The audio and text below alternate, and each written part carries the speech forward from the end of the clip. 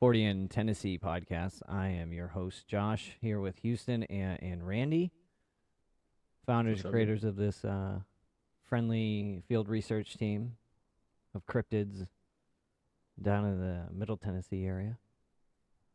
I feel like I have a late night talk show host voice right now, I'm leading you into this one. We're going into talking about a very specific location today, the Quarry, which is where I had my first experience with the hell is out there, the wild man, Tennessee wild man. I got some footage to show that we've only shown to people that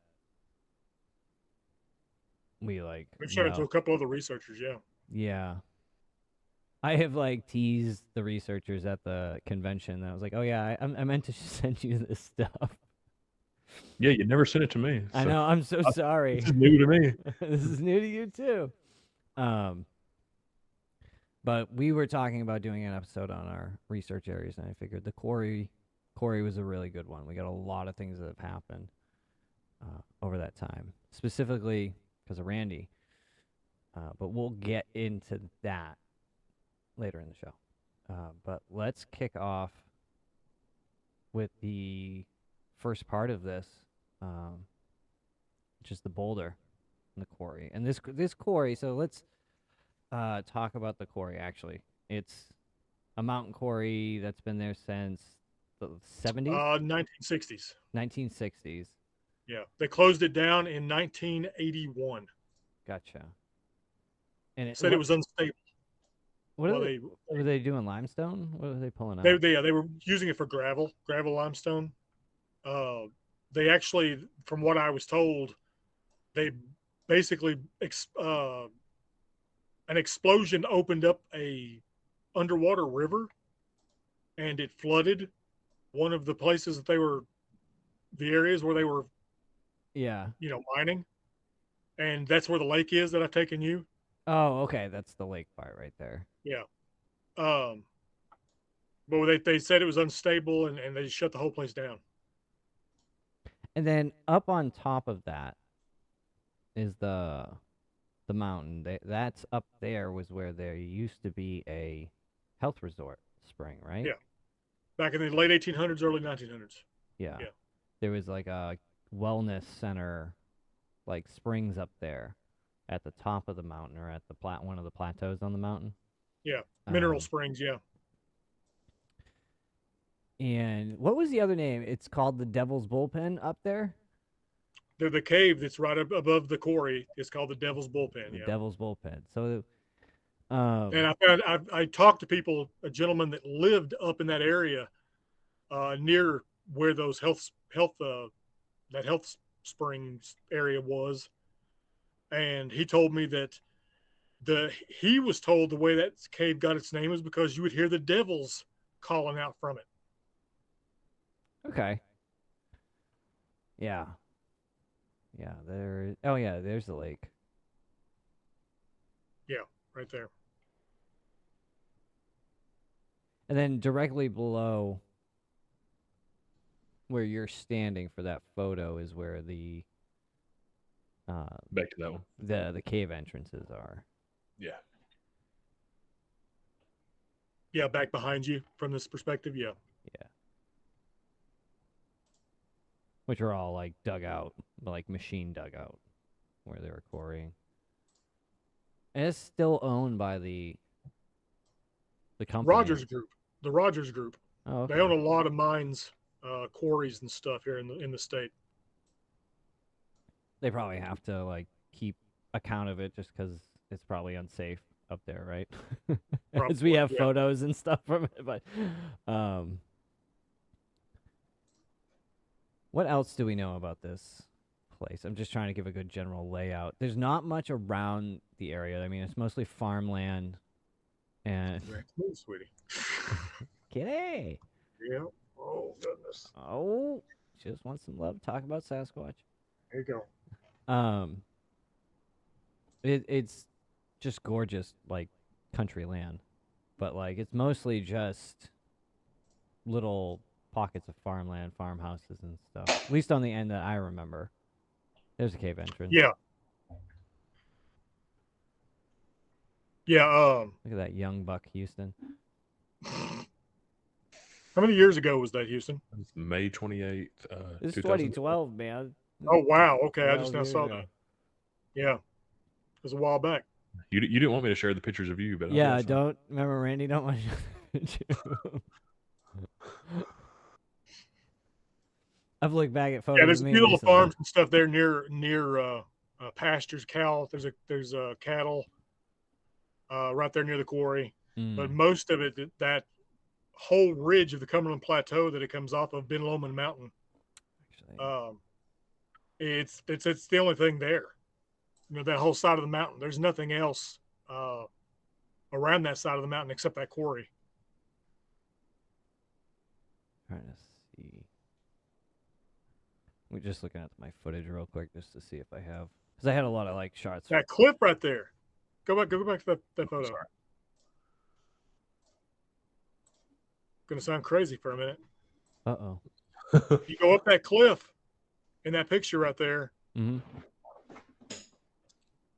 off by about 6, 7, 8, 10 degrees towards you. If that makes any sense to what I'm saying.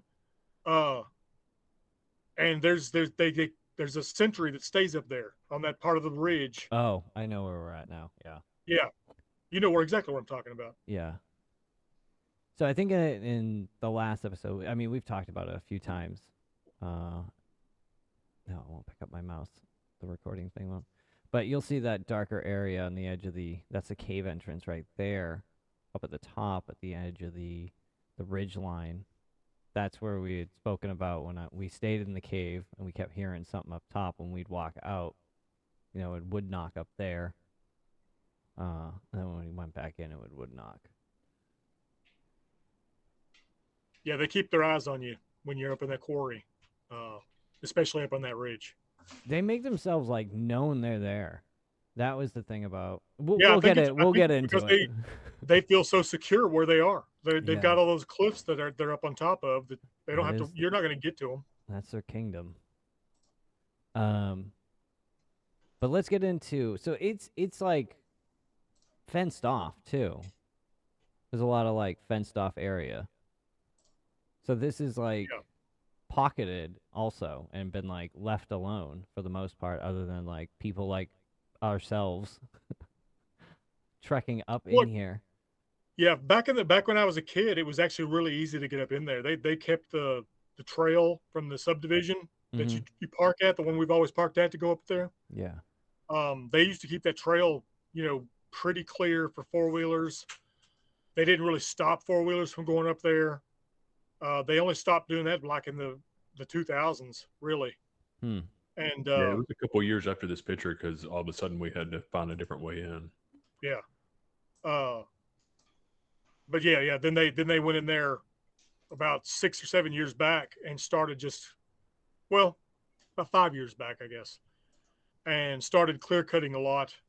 Not clear cutting everything, but just select cutting a lot of. But it's so many of those trees back there were huge that they took a lot of them, and a lot of the ones they didn't take, they just laid down. So there's just logs laying everywhere now, back in there, in that bottom. So it's kind of harder to get up there now because the trail is just inundated with logs here and there. Well, let's go back to that time frame when it was easier to get in there. Let's go back to that to 97. Let's go to that incident. Okay. So tell us about that, Randy. Tell us about what happened at the quarry at that time. Me and my cousin had walked up there to the quarry that day. It takes about an hour to get up there to the quarry. But we're just going up there, chill out, and you guys walked up there. Oh yeah. Fucking all right. But got up there, got to the lake, literally dipped our feet in the lake, took our shoes off and had our feet in the lake water. And we were there for about maybe 5 minutes, maybe 10 minutes at maximum. And then up on those pictures that you showed earlier, cliffs there around the lake, right there in the corner of those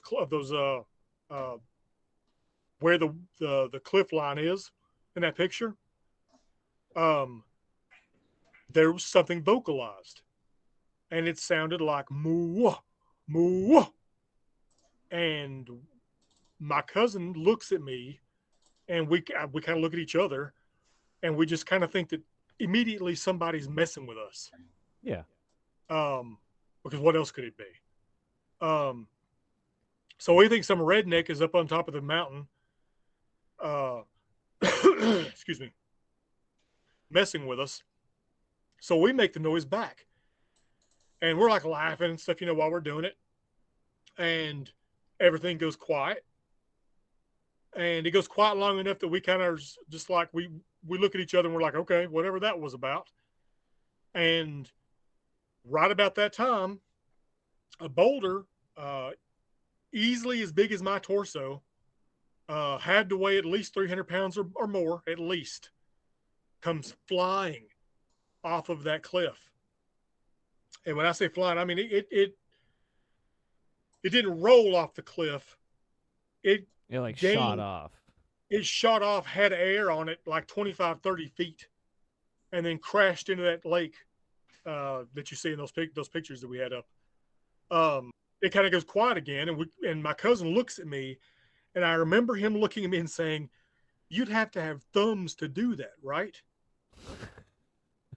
And I'm like, "Yeah, I kind of think you would." And then it does the vocalization again, the moo moo, and we got the impression, this overbearing feeling that like you're not welcome here. And so we literally, after we'd only been up there like I said, like 10 minutes maybe at maximum before this started. This goes the whole boulder being thrown and the vocalizations and all that is maybe over 3-5 minutes total. And so we've been up there maybe 15 minutes, and we get up, put our shoes back on, and hike it back out because we do not know how to explain what launched that boulder at us, or what was making that noise at you. But the boulder was what really sold it. Like that was intimidating. I've been up on top of those cliffs before, like if something could launch a boulder of that weight that far, like how far would they get with me? How far do you think a Sasquatch could throw a man? To his death.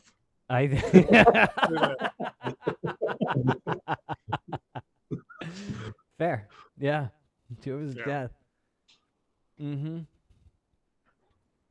So we hiked back out of there. Yeah. Came back home and basically tried to talk to a bunch of our relatives that were like really big hunters and stuff in the area about this whole incident, and we're like trying to get opinions on what this could have been. And one of them tried to tell us it was a cow that got loose and was obviously stuck up on the side of the mountain. And we're like, how do you explain the boulder? And they're like, oh, well, he probably just kicked the boulder loose and it rolled off. And we're like, no, it didn't roll off. It got thrown. But to this person, you couldn't make them believe that. They were like, no, it was a cow. It was a cow. Okay. Now, for those at home, when you go up there, there's no way a cow could get up. I don't know how a cow could get up. I mean, a cow probably could get up there, but no. That was just his explanation. Yeah, it made realization in his mind. Here's a cow. Do you remember Lionel? Yeah. From the LARP? Yeah. Lionel tried to argue one day that it was obviously a hermit with a catapult. And I'm like, what? And he's like, they probably. That's a great explanation. He's like, they probably put the boulder on a log, and then they put the boulder, they put that log across something else. Yep. And they jumped on the log while making that sound, and launched the boulder. And I'm like, you're serious? A hermit with a catapult? I enjoy. And he's like, that makes more sense than a Bigfoot. Does it though? Does it? No. You're telling me There's some dude up there. Some hermit on the side of the mountain. Uh so you guys went home and you talked to family and they were just, they just gave you the normal what you usually get from people is like, they try to Yeah, give you a reasonable gave explanation. us the runaround, Yeah. and Uh, I ended up online on the BFRO website, and they had some vocalizations, some recordings on there, and one of them, and I don't remember where it was from, but one of them sounded similarly to what we heard, which was kind of like if you put a howler monkey with an angry bull, mm-hmm. that's what I heard. And so I contacted the BFRO, and they had an investigator, field investigator, call me and interview me about it, and basically like, oh, everything you just described is classical Bigfoot behavior, which I didn't know at the time. That's pretty dog. Cute. Yeah, he's whining. I'm gonna have to let him out. Yeah, go ahead, Randall. And that investigator then asked. That's how like I got into all this investigating stuff. Is in the that first like place. was the Boulder incident like your kickoff to like all of Yeah, this? yeah. I have things that like in the past, like when I was a kid, a teenager, and I was hanging out up there at that quarry a lot, Yeah. that I heard that I look back now and I'm like, maybe that was that too. But nothing that was like, I've never experienced anything that was obvious. It was so overt as that Yeah. boulder getting thrown. Yeah, until that time. I know you and I have, you've told me this story before, and you and I have kind of like speculated on some stuff of like what was it trying to like say to you, right? What was it trying Yeah, to signal to you or whatever? And I remember I think we got to the point that how hot it was, and it was wanting to get down yeah, to the pool, and yeah, basically like get out of there. yeah. I It's think my so. time.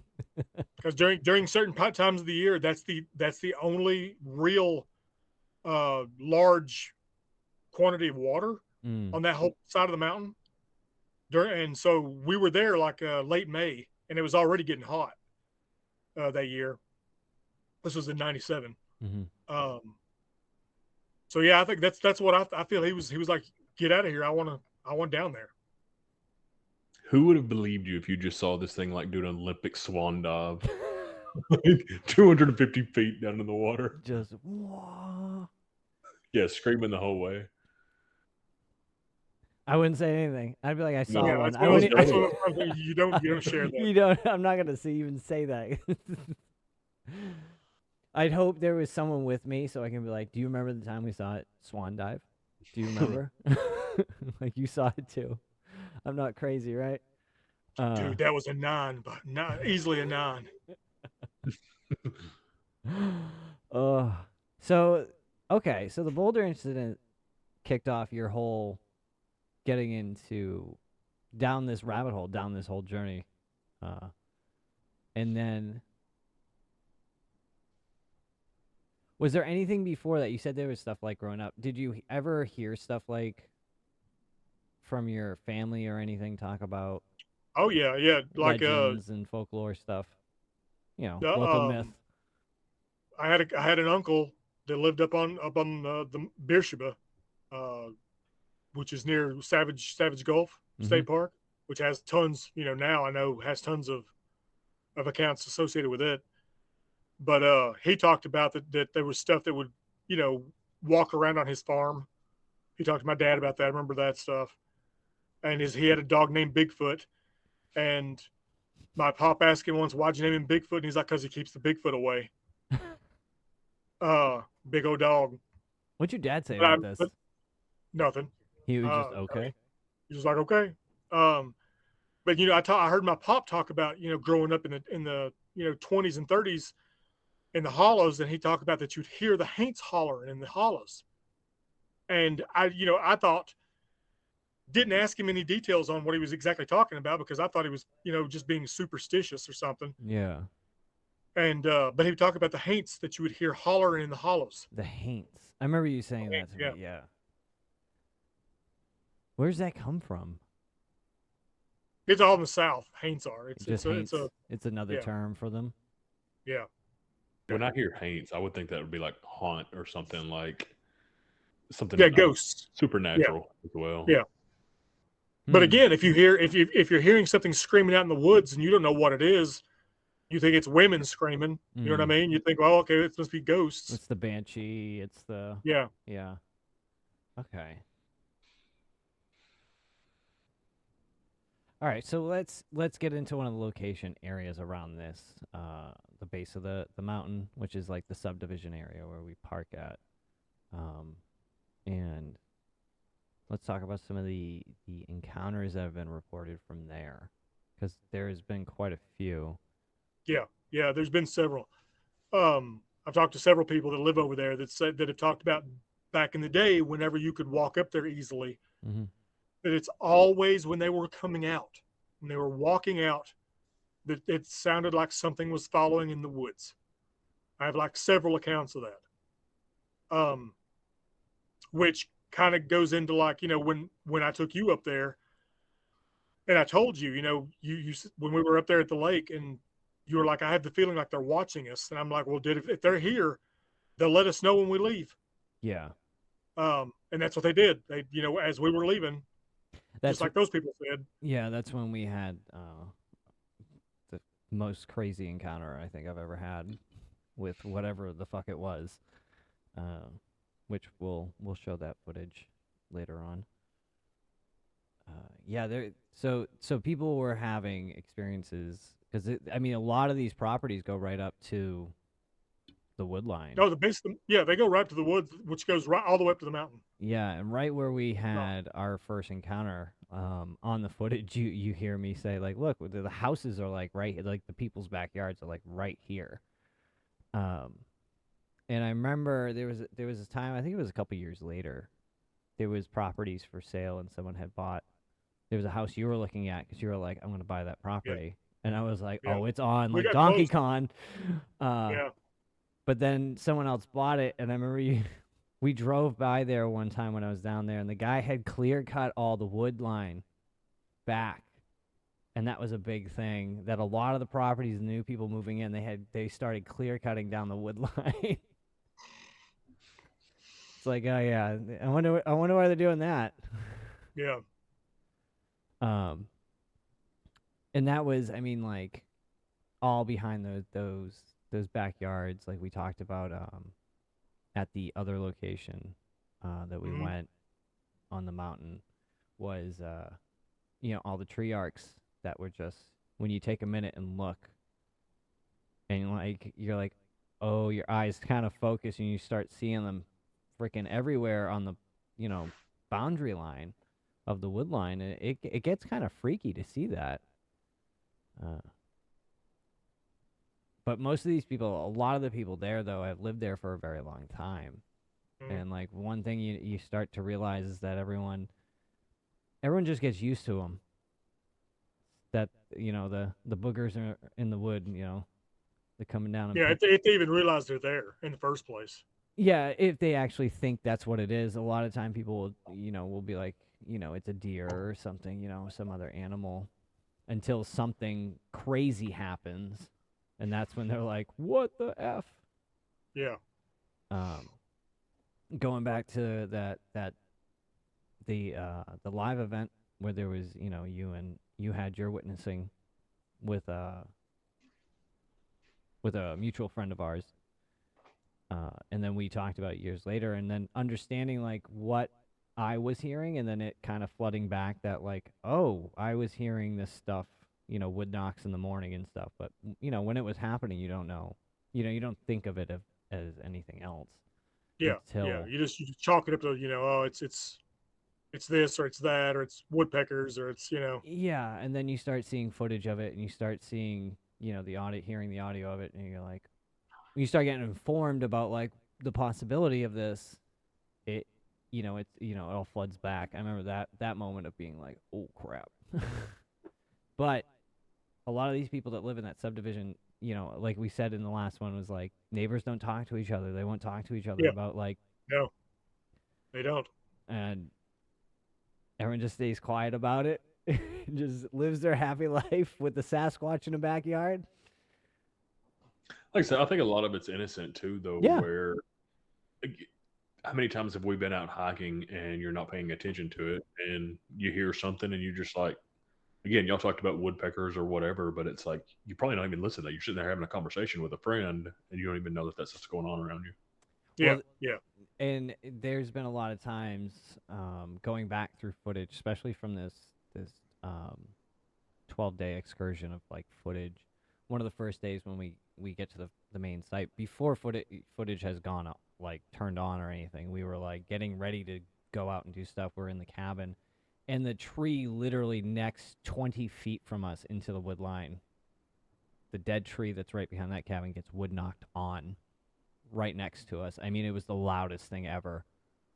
And I remember we were literally about to like turn on everything, and it was like wha-boom, wha-boom, and we froze, staring at each other like, oh my god. And I remember going in and going up the trail, and at that time, because it was so, you're so jacked up on adrenaline, I'm looking back at that footage, I can hear it in my, both our voices, like, we're very excited. We're like, holy crap, this is like, we're getting this, but on the footage, as I'm listening, you can hear something paralleling us into the woods. Like, you can hear sticks breaking off in the woods. You can hear like a pattern following us through the woods. And I was like, I did not notice that when we were like, So I mean, like, yeah, you don't notice stuff. You're not paying attention. It's kind of wild. Kind of wild.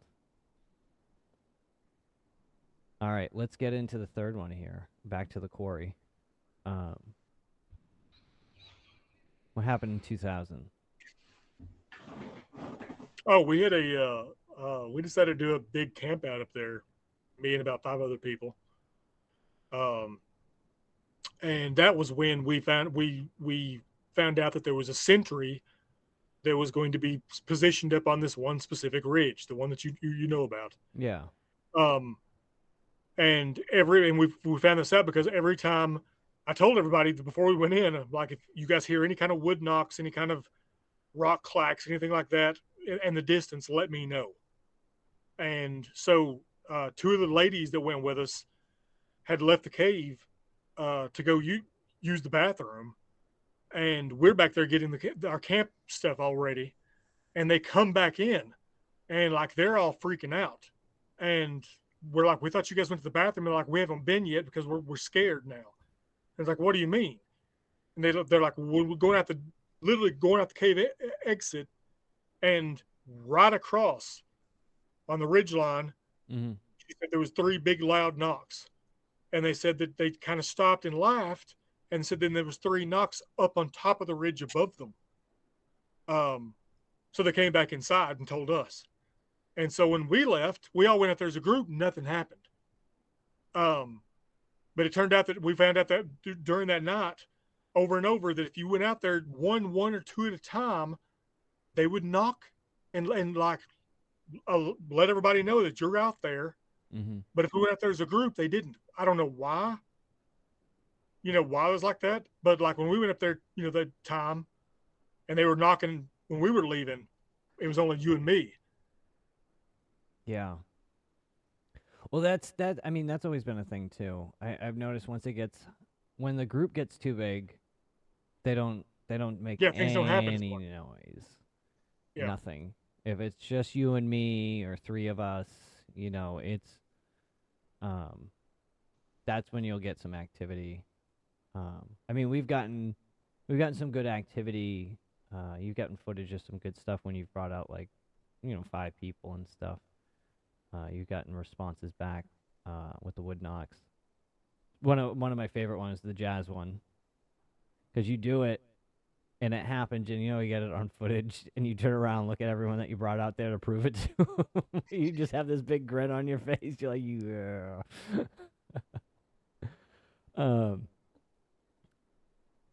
Jazz, for anyone that doesn't know, is we call him jazz because it knocks back with this weird rhythm. And I don't mean rhythm like a specific rhythm. It's like it's a jazz musician, and it's taking it to another level. Like it knocks, but it keeps on knocking and adding to it, and Mm-hmm. like it's getting into jazz. To me, that's why we call it jazz. Yeah, because normally you just hear like boom, boom, boom. Like boom, boom. Just like 3 beats.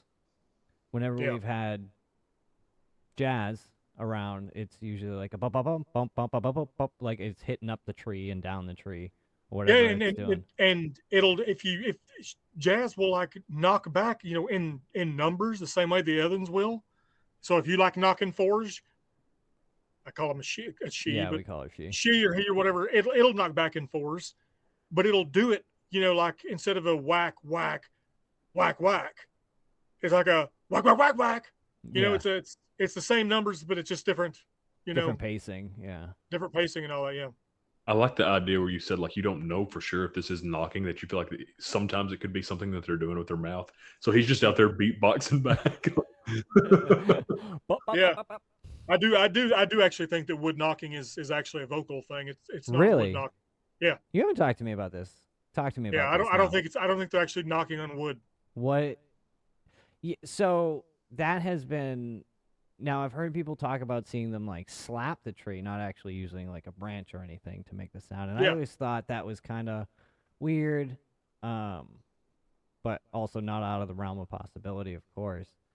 Uh, how do you think they're making that sound though? I think they're popping their lips. Really? Yeah. I Like a can't pop my mouth, but like they're that? I think it's a vocalization like that. I Hmm. think they are doing their version of a giant woodpecker, the same way that they'll do their version of a giant owl. Hmm. So Yeah, I know one time you talked about it, it's just like you would have to pretty much have the convenience of always having a stick in your hand to pretty much knock back every when time that. we've gone up there so many times, and they will immediately respond back to us, or they'll respond back to us for a good amount of time, and it's like, or we'll have multiples respond back within just seconds of one another, and I can't believe that this whole family of Sasquatch are just sitting around in the woods and they're all armed. And they all have. They're just, Actually, now that you bring that up, yeah, and I don't like mean just armed. Like if you've a ever good. wood knocked, like picking up sticks in the woods, you'll find out real quick most of them are going to explode because they're rotten or Yeah. something like that. Like they're I've never armed with thought of a that. stick that's specifically made for wood knocking. You know what I mean? Yeah. Or Never they could thought just of be that. popping their lips, and it'd be way easier to believe that. That makes a lot more sense. I'm gonna be honest now that you've said this. Huh. And I mean, we've had wood knocks up on Cardwell, where the one up on the cliff, the bluff there that usually is up there watching, Mm-hmm. where we've had wood knocks from that one repeatedly. How do you wood knock when you're up, basically stationed amongst a bunch of boulders? But we've Yeah. had that fucker wood knock at us, and he's in a boulder field. Like there's nothing to knock on, Yeah, that's fair. really. And See, a piece of Josh wood has a on. new respect for jazz. Huh? Do what? I said Josh has a new respect for jazz now. Yeah, I know. Yeah, she's popping her lips out there. That's interesting. We just need to leave some of them like jaw harps. Oh. Then we hear something crazy sounds Yeah. going on out there. Yeah. Oh, that's interesting. I never thought of it as that. And That's what I think. Obviously, Yeah. no. I mean, I'm just saying it's a great theory. It's like Yeah. really good one. Because you're right. If you've ever wood knocked or just picked up a stick, and which I think anyone has, just picked up a random stick and just slammed it against a tree, most of the time it's just gonna break right off the bat. And most wood knocks are a solid. They're solid and always the same. Yeah, Randy's went through a lot of different types of sticks and stuff just to have something that doesn't break or shatter down there. Hammer handles and everything. Yeah. And I mean, it's hard to get that exact sound too. Is another part of it. Yeah, yeah, you're right. Yeah, we just sit out there and whoop with our little vocal cords. let's go into. I wonder if we sound cute when we do that. I have a feeling we sound like juveniles. We sound It's like adorable. babies to them. They're like, what are these? Are there children crying out in the woods? Like, we must sound small, like, to them. You're right. What do we sound like? We sound like fucking rodents to them. Just Like, shrews. Last time we were out, I asked Randy to do a whoop, and he did. Like right after he started laughing, he's like, "That was the most human whoop." Whoop. It was. Seriously. It came out bad. That's too good. We need to have a whooping competition at the next convention. There's a lot of cons do that. Feel like that'd be fun. So let's get into the next incident that happened up there. We had a witness see something. Oh, the giant man, right? Mm-hmm. Yeah. So I talked to a dude that said he camped up there a lot, up there right there at the lake. Oh, he went they up to said the they got- quarry too. Yeah, and said that they watched him and some others watched a herd of deer. He said, come out of the wood line. There's a flat area up there. Houston and I have actually walked up there, been up to the flat area that he's talking about, like right up atop those cliffs. I know we've got pictures of it somewhere, whether or not you've got them available to you or not. That wasn't any of the ones that I showed earlier. Okay. I don't know. But yeah, there's a flat area up there, and he watched a herd of deer come out, and he said the herd of deer stood there for a minute, and they said they went into the other wood line, the wood line behind them, and they said they watched, and the way he put it, didn't call it a Bigfoot, a Sasquatch, none of that. They said they watched a giant man walk out from the wood line and just stand there, and he said it was early dawn, and said you couldn't make out any kind of features on him. Said it was just, you could just see that it was a man. But he said this guy had to be huge to be able to see him where he was. Mm-hmm. And said he stops, and this guy just stands there, kind of like he's looking over at them. And then he turns, and he said he walks in the same way that the deer went. Huh. So that's freaky. That's freaky. I mean, there's been a lot of reportings too recently. People seeing what looks like giants on top of mountains. Yeah. But again, he didn't see any detail. This guy, he just saw that it was humanoid. Yeah. And it was huge. But like from where he is at the location, when you're down by that lake bed, guys, just so everyone at home, it's like it's gorgeous in there. You know, it's really cool. But like they're high up, but like it's enough you can still see clearly. You could see the ridgeline very clearly and stuff. So if something walked out, you'd be able to be like, holy crap, you know, you'd actually see it. It's not like it's a massive distance away. Especially if it's something big.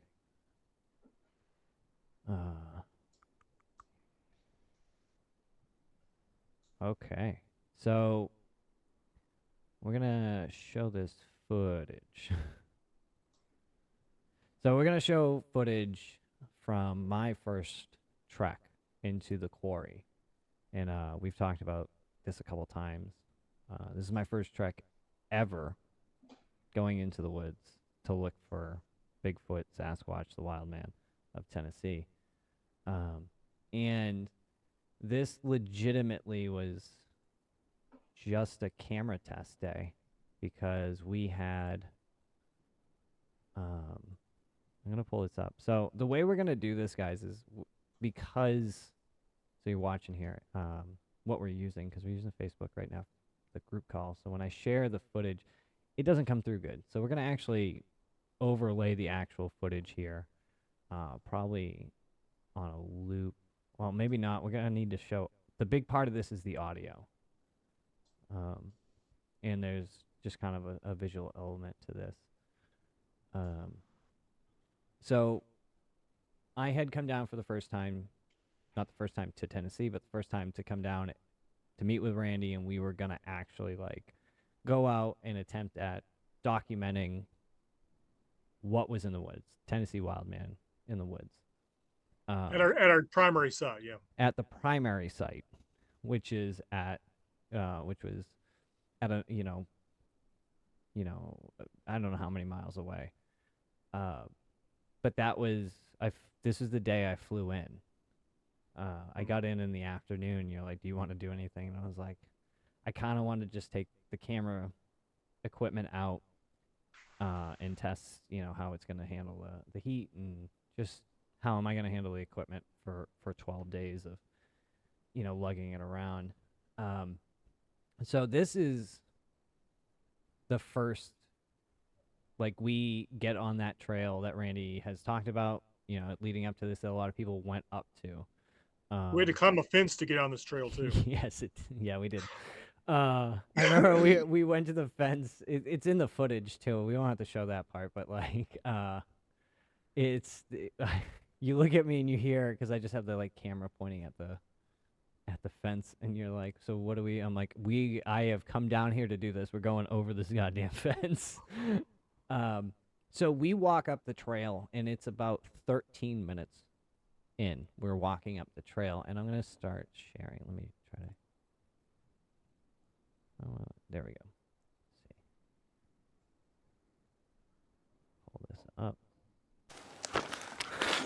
All right, so we're walking down the trail about maybe 5 minutes.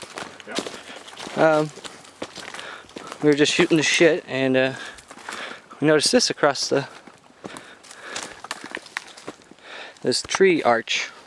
It's in the ground. Oh, is it stuck in the ground? Yeah. Oh shit.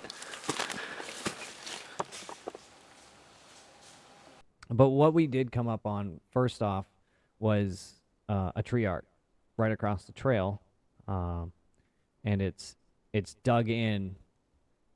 That was like what we've talked about in the other episodes. It's like sometimes tree arcs can form from like trees actually falling over on them, but that's why you got to look at like the entry point here. And to preface, because you can hear the audio on this. This isn't my first time going on. You can hear me say, "Oh look, it's a tree arc," like. Dripping with sarcasm, like dripping with just okay, here's one of these tree arcs. Like I came down to be like, all right, let's look for this thing. But this is my first time coming out and doing this, and I didn't think anything would happen. And this is the 13 minutes on this, this site. And as we come up to this, Randy starts explaining like, oh yeah, you can see that it's like. Dug in, it's pushed into the ground down here, right? And at this moment is when a rock gets thrown at us. We are both, paying attention to this. It's in the ground. Randy does have a GoPro on his head, and we'll show that. You have a clear sight of the rock being thrown, but with my audio from my camera, you'll hear the rock hit, both of us react to it, and then you will hear just up the hill something bipedal, like scurrying. I don't want to say scurrying, but like kind of jogging away.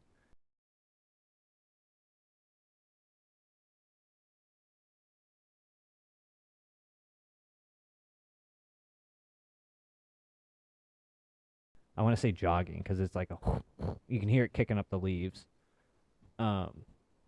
And there's like a complete, that's when everything changed. Everything changed.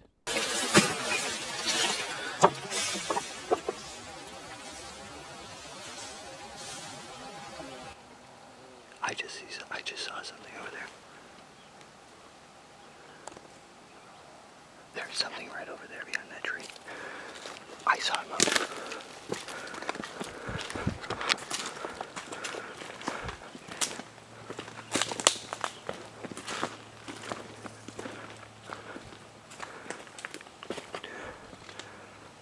Dude, I saw it. It's right behind this group of trees. I saw a fucking leg go back behind there.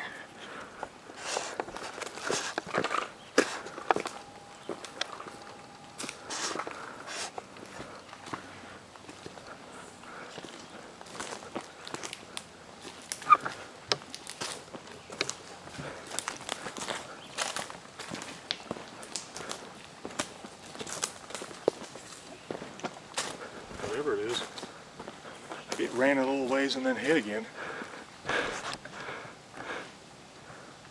Yeah, I saw movement right through this, between this tree and that tree, coming down this way. Just like we heard the noise.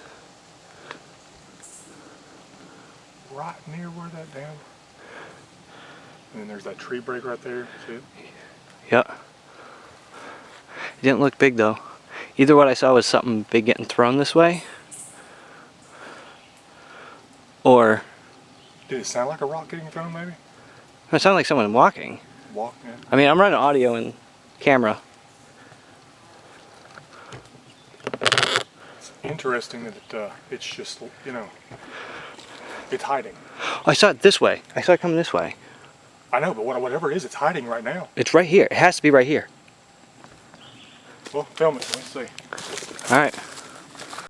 You can hear me even like stutter my words. I literally, I'm like, I just seen, I saw something. When I had looked up from where I heard like the direction of the thing, I did see something like kind of move off in the distance, like something go behind a tree or something like that. But I was very much like, then the camera goes up. I'm trying to get, you know, like I said, I was not prepared. I was not prepared for what was about to happen to me here. So at that point, we head up to the, we're kind of like, I don't know what we're thinking. What were you thinking at this moment, Randy? Like, I mean, I was just happy that something had already happened. So. I remember you were like, yeah, I need something to happen. I mean, luckily, I mean, we had discussed this trip leading up to it for a while and getting it set up, because a big part of what we always say when you go do this is like, it's not going to happen in one day. And you have to go down and do like a week in one spot that you probably know has like activity, and actually like be there the whole time and kind of be out there. So we had planned this trip to be like 12 days on this primary site, and I think I was down for like 14 days. So this incident alone got me jazzed up, and I was so excited about it, and it's not the only thing that happened that day. No, it got more intense. So we'll jump up. We just to go back to where we were, but as we were going, we kind of get back up. And we go up the hill after it, basically. I remember we looked at each other. You're like, "Are we going up there?" And I was like, "Yup." I knew if I said it to you, like, and you were like, you know, I was like, "Yes, we got to go up there." Like, one of us was gonna step forward, and then I was like, "All right, we're gonna do this. We're gonna go up there. We're gonna die together." I was really hoping we were gonna get up there and find some like dude just dicking around, but that's not what we found. We didn't find anything. This footage is... We were up here for, I don't know, a good 5 minutes. I'm gonna jump through the footage a little bit, because there's a point I start getting a little frustrated, because I'm like, I saw something. I start talking loud.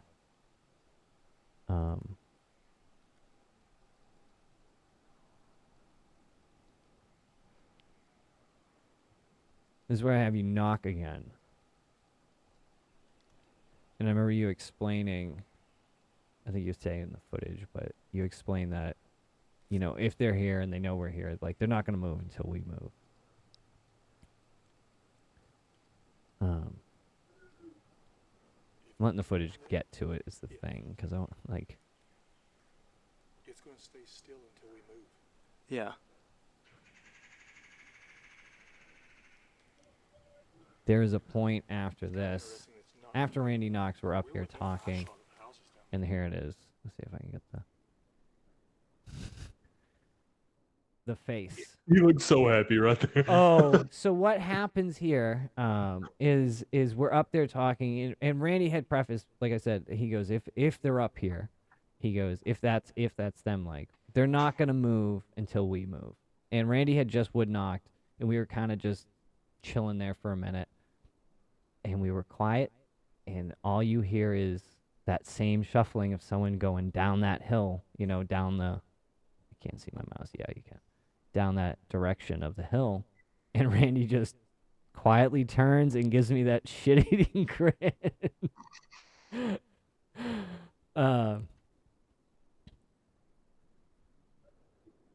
And you can just hear it kind of walk off down, and we head down towards it.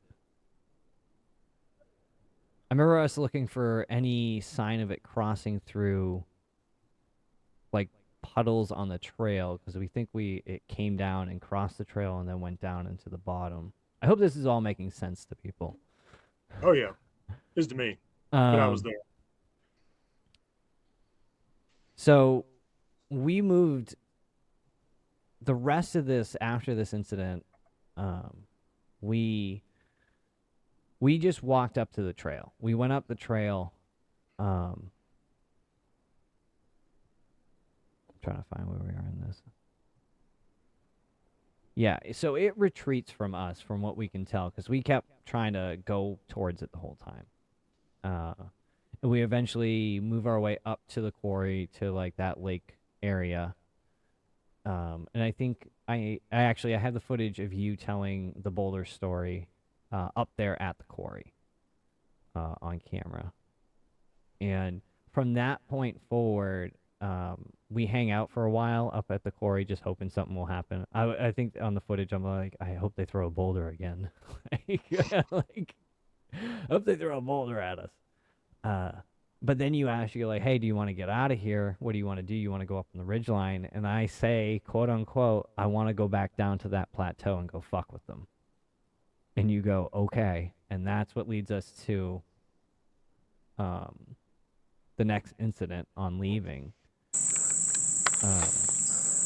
which will show that footage. We'll play that footage in there. And I think I'm going to have to, we're just going to have to play it and then, like, back and forth, because that's a lot of audio. You need to hear that.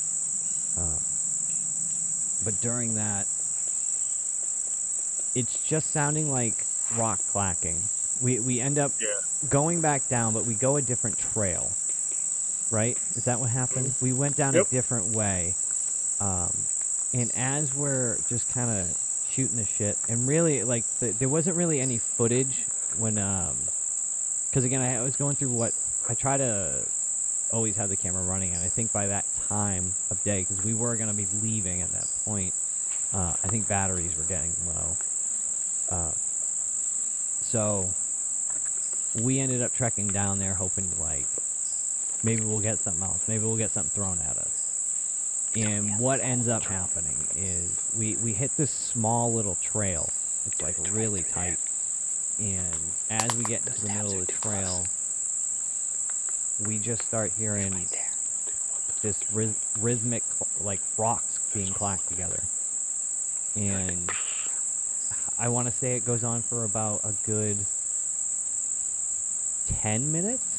I think it went on for a while, yeah. The clip is 10 minutes long. I think halfway through that is when I start whistling the beat to it, and that's what gets it to start responding again, because it goes quiet for a minute, and then I whistle to it, and it starts clacking again, and it starts responding to mine, like mimicking what I'm doing, or at least the beat of what I was trying to do. Mm-hmm. I suck at whistling, so sorry, folks, for what you're going to hear.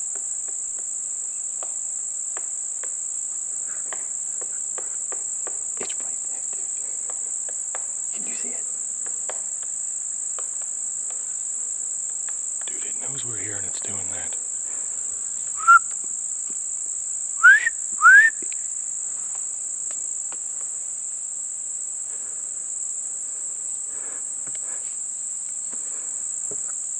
Before I heard that, I heard something smack a tree over here. Yeah, I heard that too.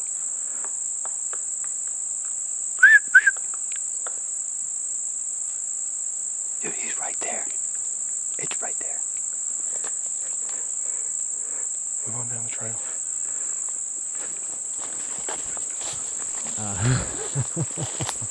I was very excited in the moment.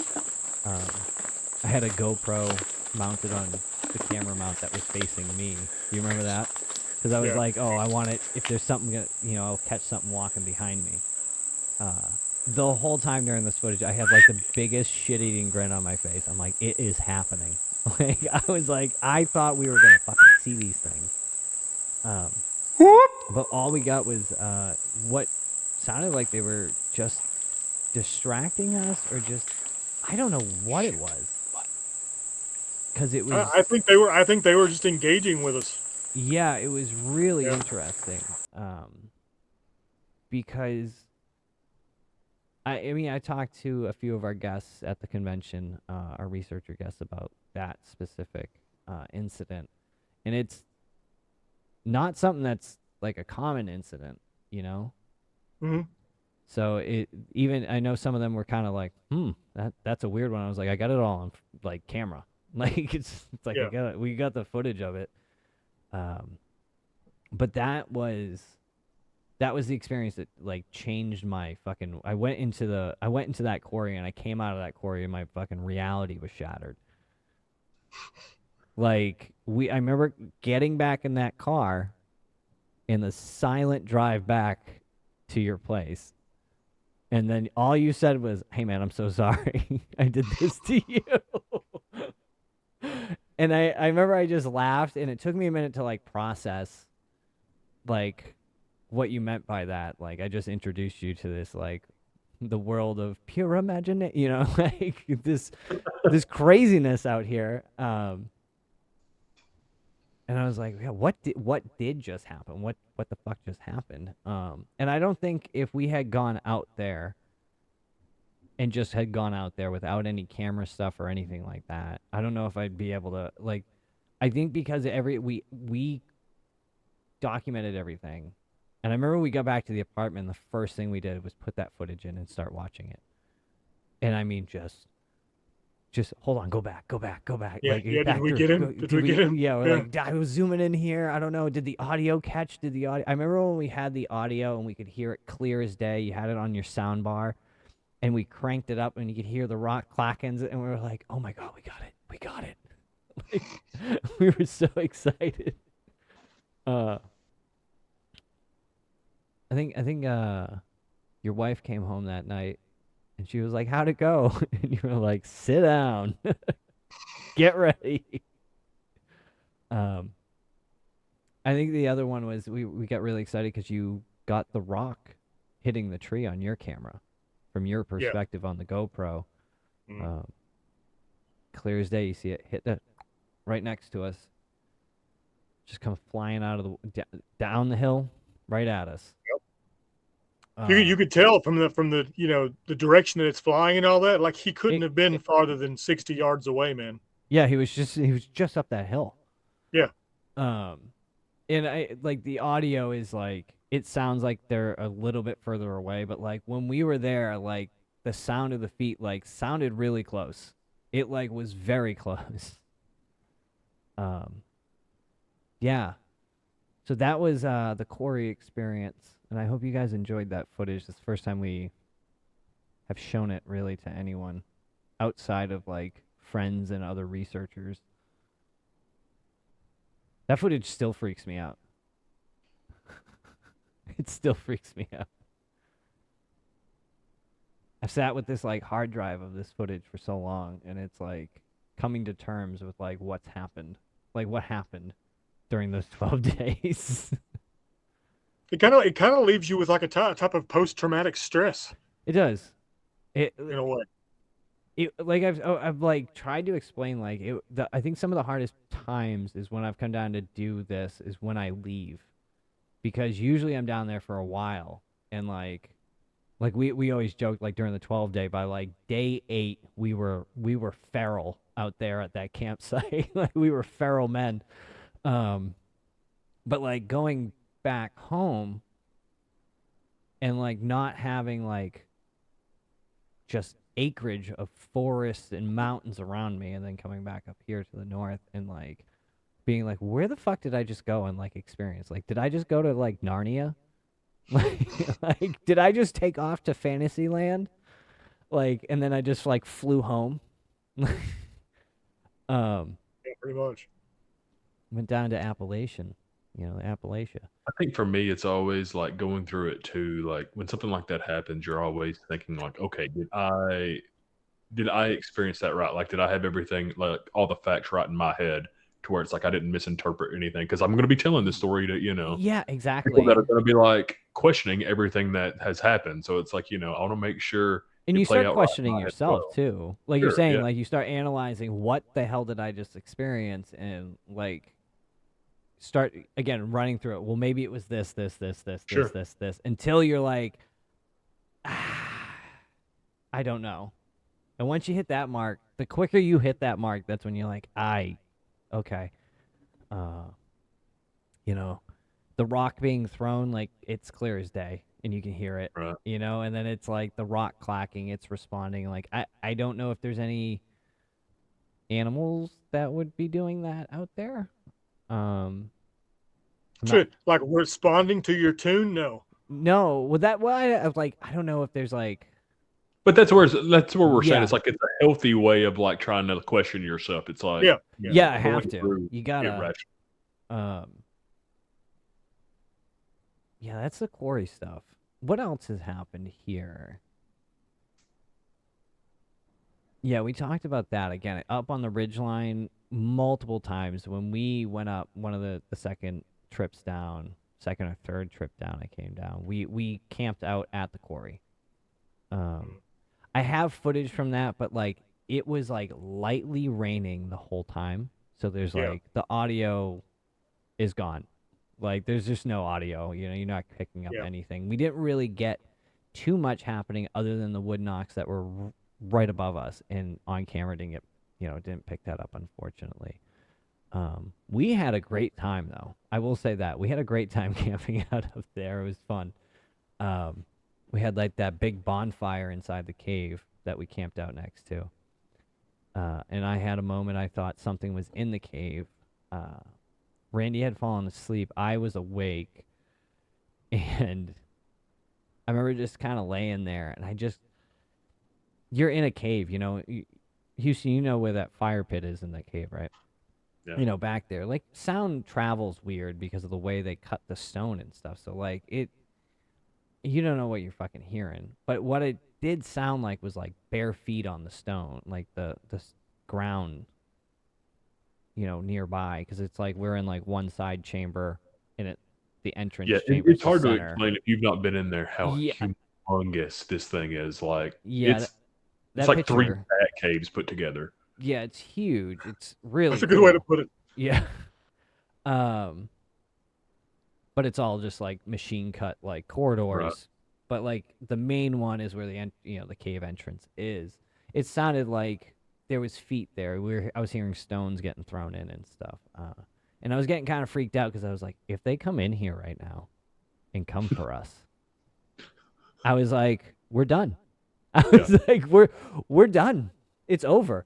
Like, what are we gonna do? Go. I was in my head. I was like, I'm gonna throw a flaming log at one of these things and hope to catch it on fire. Like, that was my plan. And I was like, That would be a hell of a thing to wake up to. Like on my end, like wake up and there's just this 8-foot tall burning Sasquatch. Like, what the hell has occurred? I had a plan of being like yelling at you to get you up, but then there was a point because we were in sleeping bags, or I was in a sleeping bag.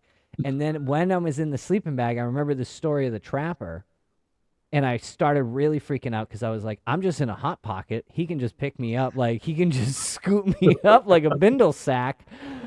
So then I remember, like, undoing the zipper on the side because I'm like, if he grabs at me, I can, like, get this thing off of me. Randy just wakes up to it like what sounds like a lady shrieking. It's just me. But I remember I had my film equipment sitting nearby, and I was trying not to make sound because I was like, it sounded like it was in the cave with us. Like, it was in the cave with us, right? And I remember slowly, like, hitting, like, arming and recording on my H4N Zoom, my audio recorder. Because I was like, I didn't want to hit my camera because it has the big, you hear the sensor click on, so you hear like the big click, and I was like, that's the scene in the horror movie, and it's like, it hears you. So I figured I'd just record the audio of our demise. If anything, someone would find the H4N and be like, "What happened? The last file is crazy." And then I eventually, like, the fire started getting low, and I eventually, like, I got to get some wood on the fire or it's gonna go dark, and that's when you're dead. And I I shot up and I threw some wood on the fire, and I kind of looked around and I grabbed my camera. And then I kind of realized the sound that was really getting close was Randy's foot was hitting some of the logs around, and the sound was echoing inside the chamber, and it sounded like it was coming behind me. So I was hearing something out there, like out front, but then it sounded like something was in that chamber with us. And that's what was making me freak out. And then I realized it was Randy's foot, and the sound was bouncing around weird. And you can hear in the audio, I have to go scrub back through to see if I have that audio, but I remember, like, just being like, God damn it. Like, you can hear me be like, oh, it was Randy, and I, like, wake you up. And I was like, yeah. For like 20 minutes, it's just heavy breathing. Yeah, it was me, like, just being like, like, trying to figure out what to do in the sleeping bag. Because it did it. Like, the sound was bouncing super weird inside, like, that room with the fire. This is creepy at night, for sure. Like, Yeah. I've never spent the night there, but I would have to go with a group. And I'm not from there. I'm not from Tennessee. So, like, Manning's waiting for some, like, cave dwelling deliverance folk to. Right. Oh, hey, like, oh no. Heard you're a Yankee boy. But yeah, that was like, we had to get off the mountain because there was a cold front coming in. I think we talked about this on a couple episodes, but a lot of that trip was just like marred, and it was just a hard trip. I think I came down for like 4 days.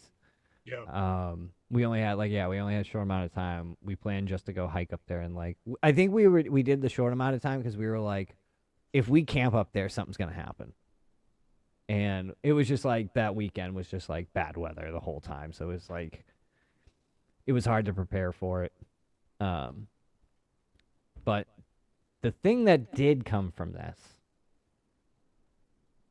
was our friend Gato.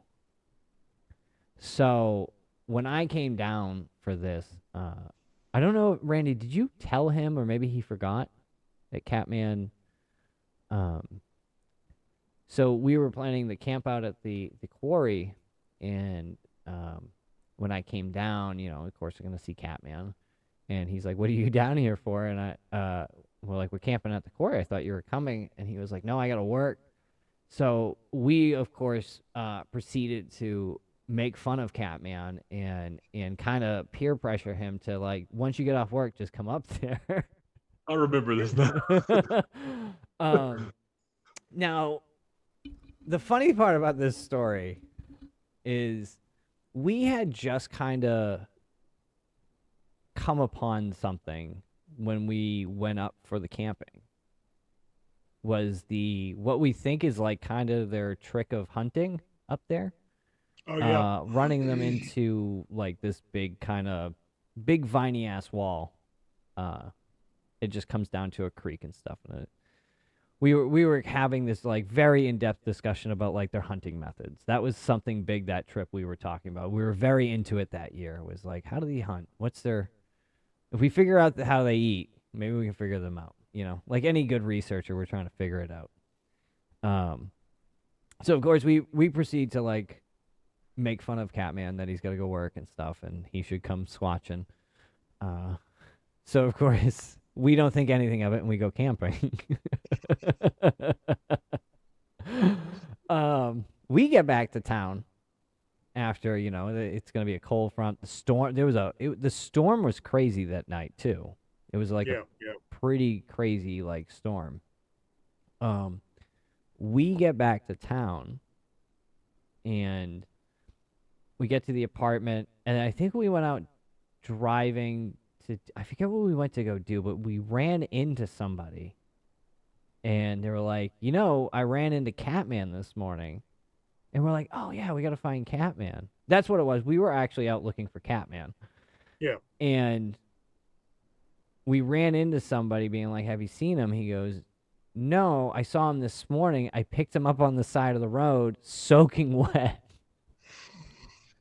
So Catman took us serious, and after work proceeded, I believe he walked out, or someone dropped him off. 2:00 in the morning. He walked out there, right? Yeah. So He had somebody drop him off at the trailhead. At the trailhead in the subdivision. And then he, at 2:00 in the morning, during the storm, proceeds to try to get up to the quarry where we are. Which me and Randy are just in the cave by the fire being like, ooh, like, talking about Sasquatch. So, of course, we're like, wait, Catman tried to come up last night. Like, what the hell? Someone found him walking back to town, soaking wet. So I think Catman showed up like at your apartment later that night, later in the day.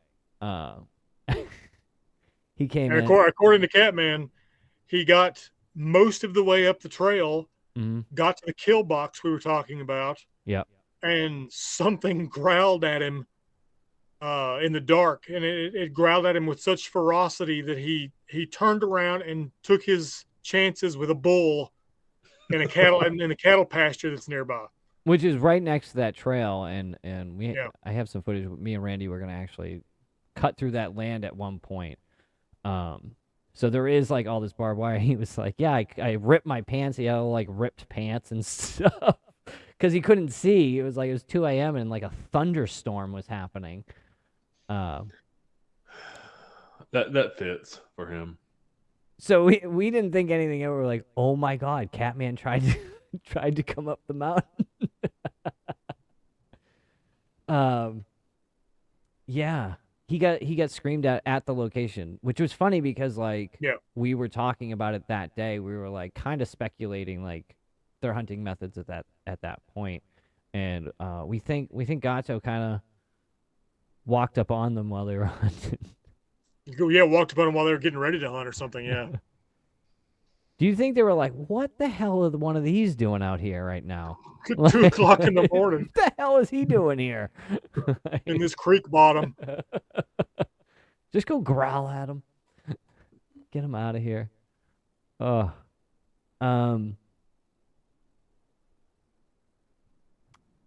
Let's get into the last there's the last couple. You want to talk about the chatter, Randy?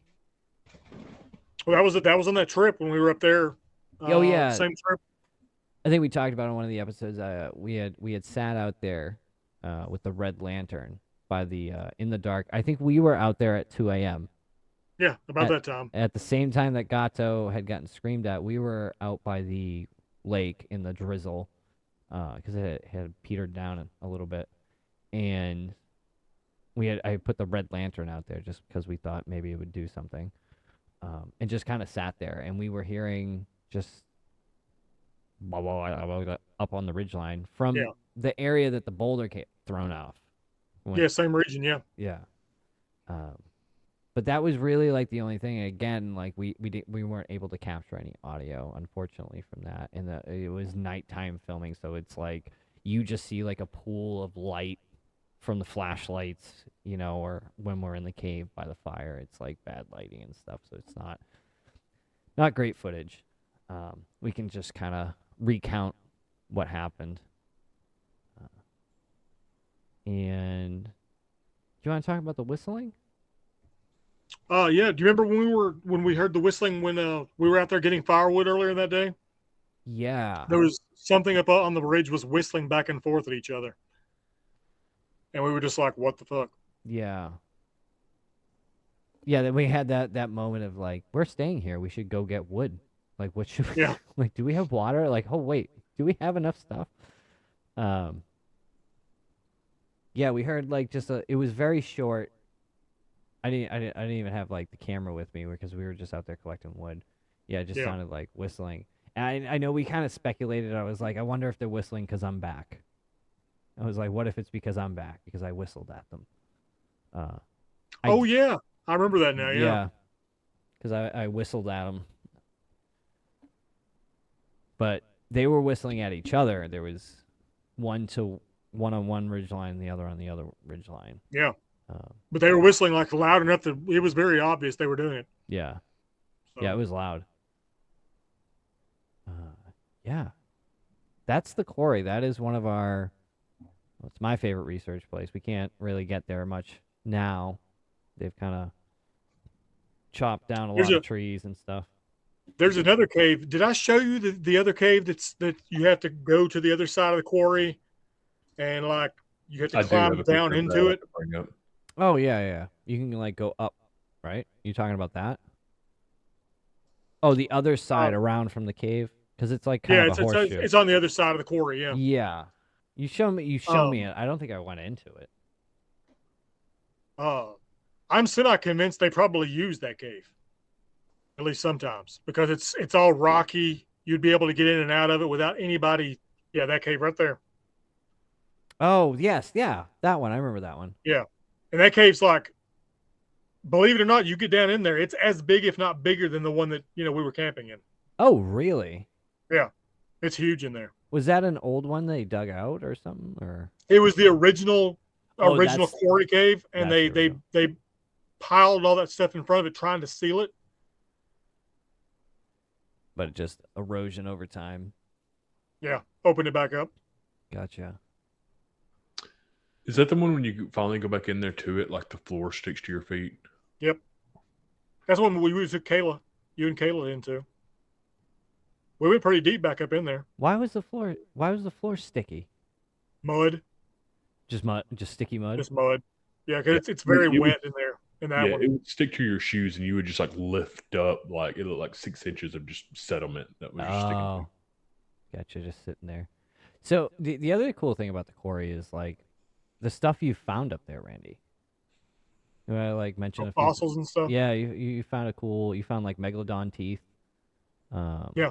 Some and a Mosasaurus maximus index finger bone. I remember you like, this is an actual dinosaur bone. I was like, holy crap. I brought home some petrified wood. Yeah, I had a huge chunk of that right there in my front, like my parents' front little gravel landscaping. Like, this is from the Jurassic period.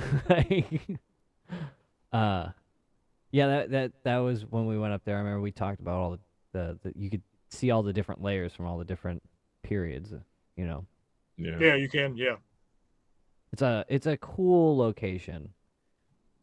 I'd love to go back up there again. One of the stories that makes it special to me is Randy actually created a cryptid up there, the silver dollar snapping turtle. Oh yeah. Oh god, yeah, you're right. So we found this big, huge snapping turtle on the side of the road where it got hit by a car, and it cracked part of its shell. So we took it home and did reconstructive surgery basically on its shell, and then used silicone caulk and some other stuff to like seal it shut for it, right? Yeah. And we took a big 50-cent piece kind of coin and put it down into the silicone caulk and let it set like that, so it had just this bling. Just a silver dollar on it. And we took it up to the quarry up there to that lake and let it go, and you could actually see the silver dollar reflecting light on the bottom of the lake. It was pretty awesome. Yeah, so we joked even at the time that like that was probably the alpha predator in that spot. And it's like the fish are all telling stories where it's like, if you see a lot, man, just run. Look, run from the light, Johnny. But yeah, we actually went up there years later, and I wonder if it was a female and she was gravid, she was pregnant, because we were like on our hands and knees, like on the side of the, you know how that water's so clear you can see all the way to the bottom. Yeah. We were standing on the very edge under my hands and knees looking over the edge, and there was a baby snapping turtle clinging to the very, very edge of this quarry, the side of this quarry, like someplace that I don't think they'd be there naturally. Yeah. So it makes me wonder if she was gravid and she had babies, And that's what we were saying. If it was, that's awesome. It means she did her job and kept the new ecosystem. generation, blah, blah, blah, circle of life. Yeah. You saved your lineage. Yeah, you did. They're gonna speak of the silver dollar mama. Silver dollar mama. That's what we're calling her. The silver dollar mama. The silver dollar mama. Well, fellas, I think it's been a great episode. Anyone have any last words? Nothing? I'm good. Nothing? All right, good. All We got to come up with some catchphrases to end these with. Yeah, some like Walter Cronkite, like end the night off, sign off. Yeah. Well, I'll say this. Thanks for coming out and listening again. Always reach out if you have any stories or questions you'd like us to talk about, or try to answer, or even speculate on. At the end of this episode, we definitely you'll see the email to us. Reach out to us and talk to us. Yeah. If you're in the Warren County, Sequatchie County, Grundy County, White County, Van Middle Buren Tennessee. County, those counties especially, but I mean anywhere in Tennessee, but especially those counties, and you've got any kind of stories, activity, anything like that, like get hold of us, please. That's our backyard. That's where we love to come talk to people. Mm-hmm. Trying to document it, trying to figure it out. Join us. All right, everyone. We'll see you guys next week. Same Squatch channel. Is that the tagline? Same Squatch time, same Squatch. I bet you someone's used that before. I'm sure. Yeah. We'll you know what, guys? If you guys are listening, email us with your taglines, and we'll try them out. We'll try out taglines from our audience, and we'll see. We'll make it have some fun. We're the 40 in Tennessee podcast. We're your friendly field research team. See you guys next week. See y'all.